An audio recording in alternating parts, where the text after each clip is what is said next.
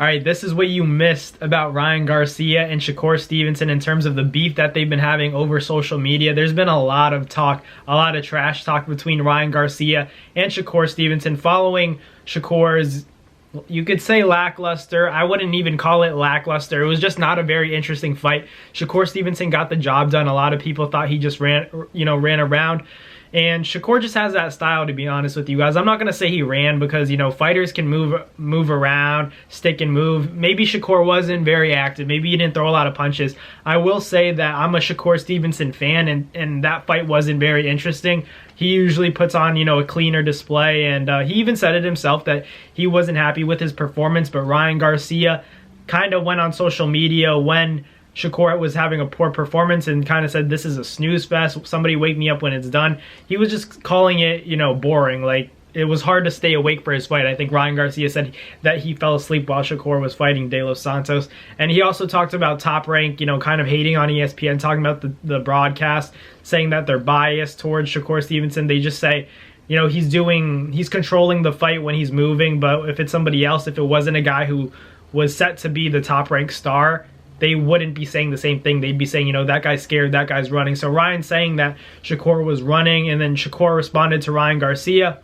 talking about how he doesn't even want to be around Ryan, because Ryan Garcia talked about in the amateurs where Ryan tried to call Shakur Stevenson over. He was like, hey, Shakur, come over here. And then Shakur said, nah, you got to come over here. Stuff along those lines. And Ryan Garcia said that, Shakur Stevenson, he's acting arrogant. So I'm not trying to make this a drama channel. I'm just saying it brought up some interesting points, because Shakur also said, you can't even tie my shoes when it comes to the boxing ring. You made a lot of money with Tank. That's great, but that doesn't mean you can mess with me in the boxing ring. And then Ryan Garcia was obviously talking about how him and Tank, they made a lot of money. They made history on that night. So Shakur kind of has his argument for being the more calculated and the smarter fighter, but Ryan Garcia he's accomplished, having that big event, that Kodak moment. Even though he didn't get the result he wanted, he had that big fight with Tank, so he deserves that level of credit. And I agree with that. I agree with that statement. So it becomes a battle of, do you care more about, the finances, making a lot of money and giving the fans what they want, which is what Ryan Garcia did, or do you value what Shakur did in getting a win by any means possible? If the crowd's booing, the people aren't happy with the performance, it wasn't an exciting fight, but you got the win, but you got the job done, injury or not.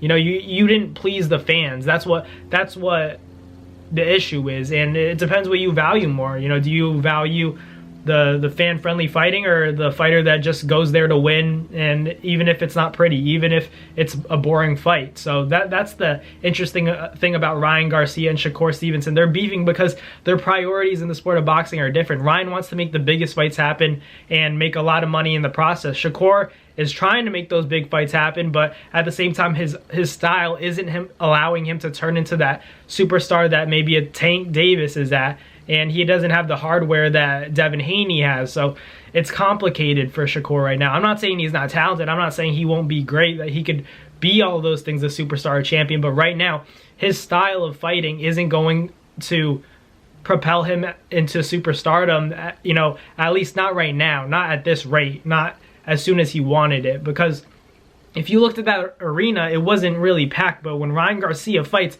you look in the arena, every seat is filled, and that's where the debate gets a little bit tricky. And Shakur is being called arrogant by Ryan Garcia. They have whatever issues they have, but inside that ring, Ryan Garcia knows how to perform. Despite his loss, he knows how to perform. He has an exciting style. Shakur, not the most exciting style, but he knows how to win. His defense is lockdown.